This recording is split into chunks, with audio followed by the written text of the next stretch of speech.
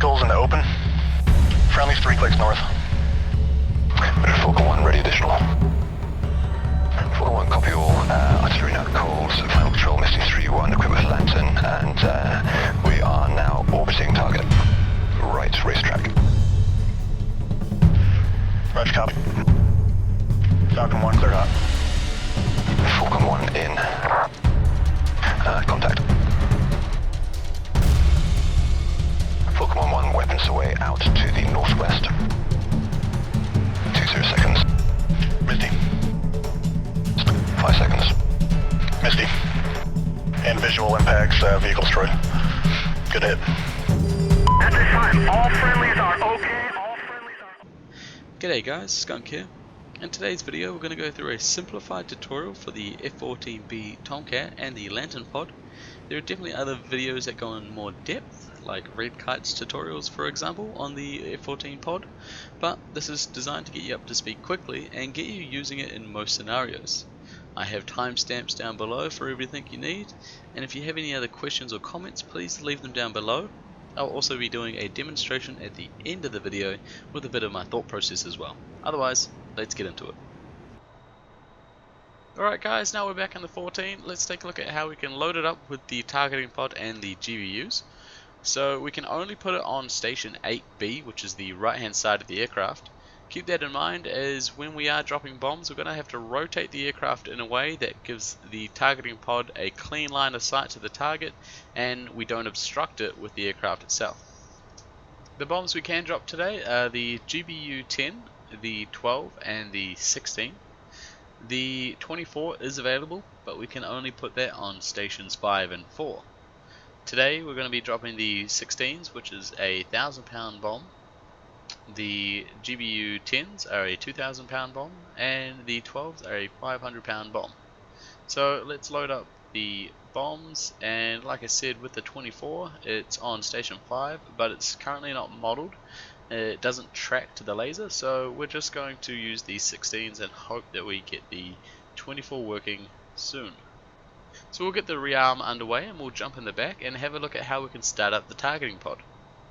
Alrighty, now we have the targeting pod on the F14. Let's look at how we can start it up. We get this on the left hand side and we need to have a quick look underneath the controls to find the power switch. So we come down here and switch it all the way to the right to pod. This is going to start warming up the targeting pod and it's going to take 8 minutes. So you can come over to the right hand side and use the stopwatch to time how long it's been, and you can do this on the ground or while you're in the air, but we'll be back in 8 minutes. Alright, so it has been about 8 minutes now and the lantern pod is all warmed up. We can tell by the green standby light on the left hand side here. So when we press the standby light, that will flash for 30 seconds and then give us a solid green operational light. From there we can start using the lantern pod, and all we need to do is set the laser to arm. So once we get a solid green from that, we will be able to start dropping some GBUs. So from here, let's go to setting up the controls and getting familiar with the basics. Alright, now we're in the front of the 14. Let's go through the basic controls and movements for the targeting pod. But first of all, we want to make sure everything's set up in the front seat. So we want the master arm on, we want to have the air to ground selected, and we want to change this to TV. So when we do have the bomb information, we can see what we need to do. And let's go into the back now. And the first thing we want to do is come over to the left hand side. I like to put it in manual mode when I'm dropping GBUs, and then we've got to scroll along and find the GBU 16. You have to make sure you select the right weapon type and select the store we want to drop. Come over to the left hand panel and double check that we are operational. We have the laser arm, and then we're going to change this to FLIR so we can see what the targeting pod sees. So if you come to the TID and flick it down to TV, we now have the targeting pod on site, and as you'll notice, the HCU and the SLU are two different controls, so keep that in mind as you're binding your controls. So if we take a look at the controls that we have to bind, we can start out simple with the FOV. So we can use that toggle switch to zoom in and out 3 times, and then the next thing we'll use is the white hot, black hot. This will help with getting a point track on a target. Then we can use the S hat press to declutter the screen, and we'll move on to the air to air or air to ground modes. We obviously want to be in air to ground mode, where air to air is just used for reconnaissance. So next we're going to use the air to ground mode and learn how to use the track and point track modes with the lantern pod to find some targets. Alrighty, let's start looking at some of the other features with the targeting pod. We'll start with the laser code here. And if we bring up our kneeboard, we can see this is the laser code we currently have for the manual setting. This here we can change, but it has to be on the ground, and this is commonly used when we are using a JTAC or a friendly is lasing the target for us. What we'll want to do, since we don't have either of those, is change it to automatic, which will let us put the laser wherever we like and guide the missile onto it. So if we unpause and use slider laser focus, we can then change with S4 hat press and then confirm again with slider laser focus. As for the target area track mode, we can switch to that so we can stabilize the camera and move it around wherever we like. What we can then do there is do a half action and a full action to get some new symbology. As you can see, we get a bearing to let us know what direction to go in to make sure we're straight on target. We also get a left and a right degree indicator to let us know how many degrees we need to go. And then I just like to make sure we are in the right modes and we have the right weapon selected, because then after that we're going to be looking at our time to release pipper, and once it gets to those dotted lines we use the store release to let go. This will then change to a time to impact and we can watch this play out. And now we'll look at the point tracking mode. So if you find this target that's over here and we get him with the point tracking mode, that means if the target is moving we will be able to stay with him and laser him at the same time. But we'll see we get a little box to let us know we have the right contrast and we've been able to lock him. And if we move off the target, we can snap back by using the Q hat right.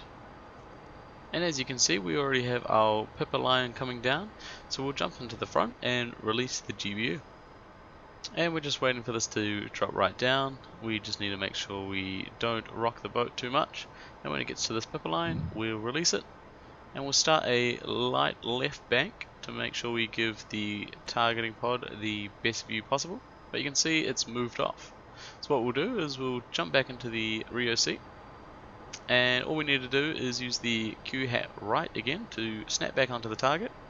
If you want, you can do the point track again, and you can see nothing has changed. We still have the same time to impact, and we'll just have to wait for this GBU to hit.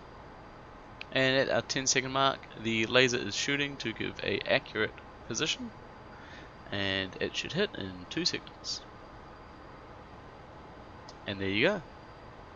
Now I'll run through my demonstration. Alrighty, we're going to be doing this operation at nighttime, so let's go master arm on, air to ground, and switch to TV.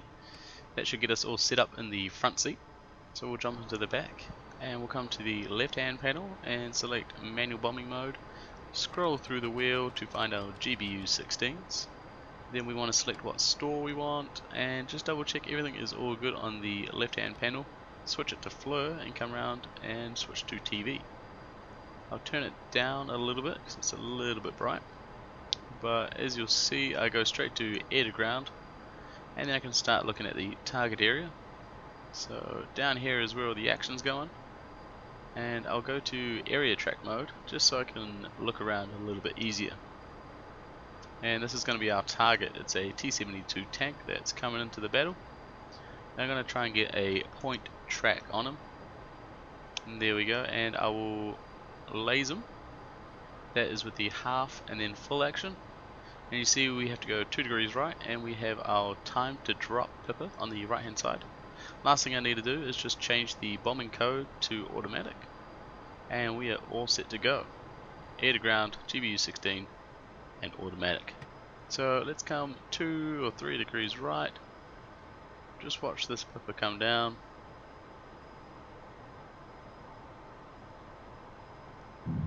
And we're away.